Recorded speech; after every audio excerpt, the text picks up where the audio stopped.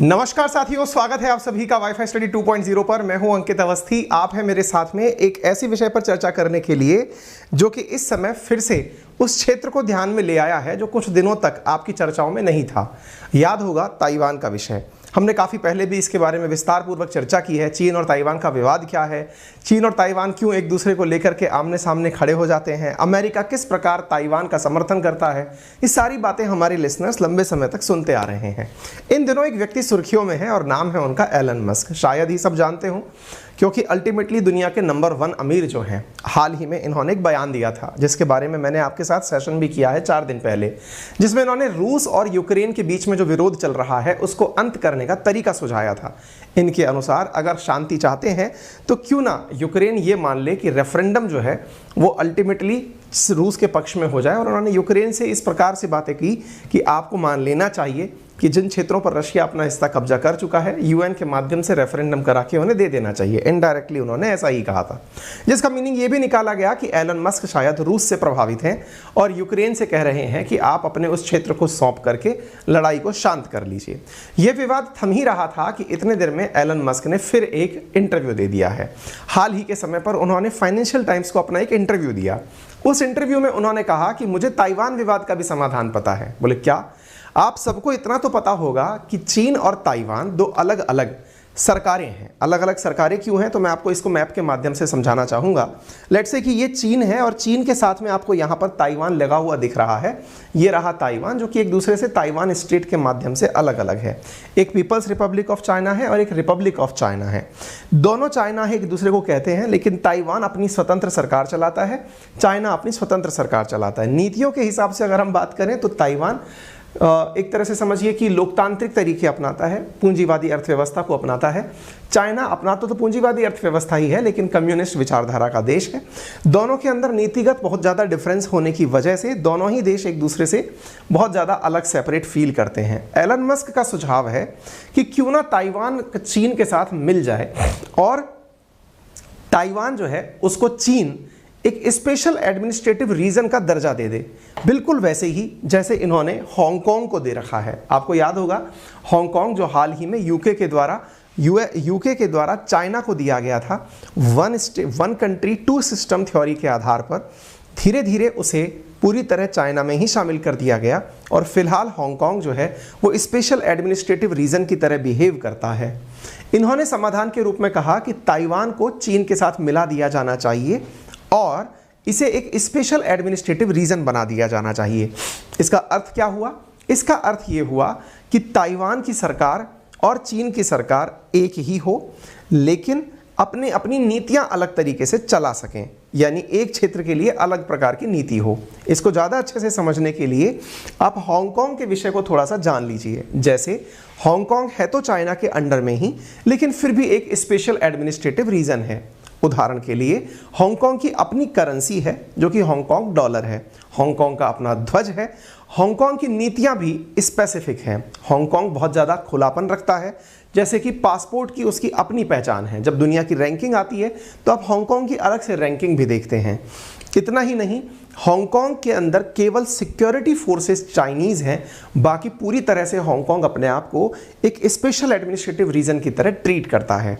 ठीक इसी प्रकार से अगर मैं इस शब्द को यूं कहूं कि हांगकांग चाइनीज सेना के द्वारा गवर्न्ड एक क्षेत्र है, यानी स्वतंत्र ना होकर के स्वतंत्रता की फीलिंग लेता हुआ एक देश है, ऐसी स्थिति को ताइवान के लिए अपनाना चाहते हैं एलन मस्क। एलन मस्क का कहना है कि ताइवान को भी अपने लिए ये चीज़ मान लेनी चाहिए। क्या मान लेनी चाहिए? कि वो भी चाइनीज़ फोर्सेस के साथ रहेगा लेकिन अपने काम को अलग से करेगा। ये बात जो है आपने न्यूज़ के रूप में सुनी, ये इतनी प्रभावी हुई कि इस समय पूरी तरह से मार्केट छाया हुआ है। एलन मस्क का यह विवाद या ये जो डायलॉग है ये ताइवान को तो बिल्कुल रास आया ही नहीं। ये आप इंटरव्यू की कुछ फुटेज है जो आप यहाँ देख सकते हैं, ये उसको तो बिल्कुल रास आया ही नहीं। ताइवान को भी रास नहीं आया, लेकिन चीन को रास आया। चीन ने इसे पूरी तरह से, ये फाइनेंशियल टाइम्स को इन्होंने जो इंटरव्यू दिया उसकी इंटरव्यू के अंदर की हेडलाइंस इस प्रकार से है। और एलन मस्क ने स्पेशल एडमिनिस्ट्रेटिव जोन बनाने की जो बात कही वो पूरी समय दुनिया के अंदर छाई हुई है। मैंने सरल रूप से समझाने का प्रयास किया कि स्पेशल एडमिनिस्ट्रेटिव रीजन का मतलब क्या है। अब आते हैं थोड़ा आगे। चाइना का क्या कहना है? चाइना का कहना है कि बहुत बढ़िया एलन मस्क, आपने एक अच्छी सलाह दी है, क्या पता ताइवान इसी से मान जाए, अर्थात ताइवान के लोग चीन के साथ मिल जाएं। ये जो आपने बात कही है, I would like to thank, ये चाइना के गवर्नमेंट ऑफिशियल हैं, इन्होंने कहा कि मैं एलन मस्क को धन्यवाद देना चाहता हूं कि उन्होंने ताइवान स्टेट और उनका जो आइडिया है स्पेशल एडमिनिस्ट्रेटिव रीजन का, जो ताइवान के लिए उन्होंने दिया है। Actually peaceful reunification and one country two system are the basic principle, यानी कि हम लोग ये मानते हैं कि ये दो ही तरीके हैं, या तो एक हो जाए या वन कंट्री टू सिस्टम चला लें। आपने अच्छा कहा इन सबसे कि ये स्पेशल एडमिनिस्ट्रेटिव रीजन बन करके रहें। ऑब्वियस सी बात है, चीन तारीफ ही करेगा, क्योंकि जिस बात को लेकर इतना विवाद हो रहा है, दुनिया का सबसे करोड़पति आदमी, सबसे अधिक धन वाला आदमी जो कि अमेरिकी है, और वो अमेरिका में बैठ कर के चीन के पक्ष में बात कर रहा है, जबकि चीन और अमेरिका एक दूसरे के कट्टर दुश्मन हो रखे हैं ताइवान को लेकर के। ऐसी स्थिति में उनका बयान बहुत मायने रखता है। ये बयानों की एकदम झड़ी लग गई। इसी बीच में हू जिनहो, जो कि मतलब चाइना की ऑफिशियल मीडिया है, उन्होंने भी इसकी तारीफ की एलन मस्क की कि आपने बहुत अच्छा किया। स्वाभाविक सी बात है कि ताइवान को ये बात पसंद नहीं आई होगी। ताइवान ने जो लाइन बोली वो भी आपको जाननी चाहिए। ताइवान ने कहा कि ताइवान दुनिया में बहुत सारे प्रोडक्ट बेचता है, ये सब जानते हैं, लेकिन हमारी फ्रीडम और डेमोक्रेसी बिकाऊ नहीं है। फ्रीडम बिकाऊ होने का अर्थ हुआ कि उनके यहाँ पर फोर्सेस चाइनीज आ जाएं, तो स्वतंत्रता बिल्कुल खत्म हो गई। ऐसी स्थिति में इन्होंने कहा हम बेचते बहुत कुछ हैं, लेकिन हम फ्रीडम नहीं बेचेंगे। एलन मस्क को ताइवान का यही जवाब था। अब बड़ा सवाल बनता है कि बीजिंग यानी कि चाइना ने तो एलन मस्क को धन्यवाद दे दिया, लेकिन इसका अर्थ क्या निकालें? क्या इस समय पर एलन मस्क इंटेंशनली चीन और रशिया के समर्थन में बयान दे रहे हैं? क्या इनके बहुत बड़े हित ऐसे हैं जो कि चीन और रशिया के साथ अड़े हुए हैं? क्या है अल्टीमेट कारण? तो देखिए, इस बात से आप बिल्कुल गुरेज नहीं कर सकते कि एलन मस्क का चीन में बहुत बड़ा इंटरेस्ट है। क्या इंटरेस्ट है? आपको मालूम होगा, एलन मस्क अपनी बहुत सी कंपनीज के लिए जाने जाते हैं, लेकिन इन दिनों जो सबसे ज़्यादा सुर्खियों में है that is SpaceX and second is Tesla. Tesla की वजह से ही ये सुर्खियों में आए थे। टेस्ला जो कि एलन मस्क का इलेक्ट्रिक कार का ब्रांड है, आप चाइना के अंदर इसको देख सकते हैं कि Musk estimate China to become Tesla's biggest market, 2021 का बयान। एलन मस्क चाहते हैं कि अमेरिका से भी बड़ा इलेक्ट्रिक कार का मार्केट चाइना बने।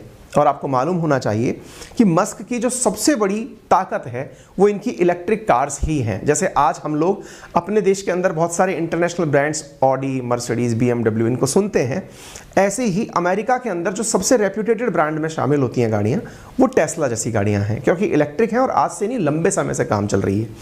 इसी चीज़ का मार्केट इस समय चाइना है, और चाइना में इस गाड़ी को बहुत पसंद किया गया है। चाइना में इसका निर्माण भी हो रहा है और चाइनीज़ लोग इसे परचेज भी कर रहे हैं। टेस्ला का तो ये तक मानना है कि अमेरिका से बड़ा मार्केट उनके लिए चाइना बन जाएगा टेस्ला कार्स के लिए। तो भाई व्यापारी आदमी है, व्यापारी को अपना फ़ायदा समझ में आया, और जब फ़ायदा समझ में आया तो उन्होंने ऐसा बयान दिया। मतलब निश्चित ही ये चाइना के लिए भी फ़ायदेमंद है और मस्क के लिए भी फ़ायदेमंद है, लेकिन अमेरिका के लिए शायद ये स्टेटमेंट अच्छा नहीं रहेगा। आपको मैं बता दूं कि चाइना, जर्मनी, यूनाइटेड स्टेट्स, ये वो क्षेत्र हैं जहां पर इलेक्ट्रिक पैसेंजर्स जो है वो बहुत तेज़ी से बढ़ रहे हैं। चाइना में सबसे तेज़ी से बढ़ रहे हैं। चाइना इस इलेक्ट्रिक फील्ड को लेकर बहुत सकारात्मक रूप से आगे बढ़ रहा है। और भी विषय के बारे में विस्तार से जानकारी ताइवान के बारे में आपको चाहिए तो मैंने मल्टीपल सेशन ताइवान के ऊपर किए हुए हैं, आप इन्हें देख सकते हैं। एलन मस्क और उनके बैंकर्स ने ये डिसाइड कर लिया है कि वो ट्विटर को वापस लेना चाहेंगे। ट्विटर डील के वापस आने के बाद से चाइना अगेन उनके लिए एक और मार्केट के रूप में निकल कर आएगा। आपको याद होगा, मैंने हाल ही में आपको बताया था कि एलन मस्क अपना एक एप्लीकेशन लेकर आ रहे हैं जिसका नाम है एवरीथिंग ऐप, जिसको हम सुपर ऐप के नाम से भी जानते हैं। आपको मालूम होगा, उनका सपना है कि जहां अभी ट्विटर के बहुत कम फॉलोअर्स हैं इन कंपैरिजन टू वीचैट, तो उनका वो सपना तभी पूरा हो सकता है जब कोई बहुत ज़्यादा पॉपुलेटेड कंट्री उस ट्विटर को अपने साथ लेकर चले। चाइना में ट्विटर की एंट्री एलन मस्क के इस दाव से हो सकती है, क्योंकि एक तरफ जैसे ही वो ट्विटर को लेते हैं, चाइना के लोग ट्विटर पर आते हैं तो निश्चित ही अपने आप में एक बहुत बड़ा मार्केट शिफ्ट देखा जाएगा और एलन मस्क का जो विज़न है एवरीथिंग ऐप में कन्वर्ट करने का इसको ट्विटर को, तो संभव है कि वो सपना चाइना से पूरा हो जाए। फिलहाल के लिए इतना ही। जानकारी पसंद आई हो तो इसे साझा करें साथियों के साथ। चैनल पर नए हैं तो सब्सक्राइब करें। वीडियो पसंद आया हो तो लाइक करना बिल्कुल ना भूलें। मेरा रेफरल कोड है अंकित10, जिसका यूज़ करके आप पा सकते हैं अनअकैडमी पर 10% discount on all type of subscriptions including UPSC, SSC, UPSC category के अंदर टॉप एडुकेटर्स के कोर्सेज आपके लिए लाइव उपलब्ध हैं। बहुत सारे अच्छे कोर्सेज, आप उनकी क्लासेस को प्लस और आइकॉनिक 2 प्लेटफॉर्म्स में देख सकते हैं। आइकॉनिक विद मेंटरशिप कोर्स है, जिसे आप जो आपके लिए गाइड के साथ में एक तरह से समझिए इंस्ट्रक्टर के साथ में आप उन्हें कर पाते हैं। फिलहाल के लिए इतना ही। धन्यवाद।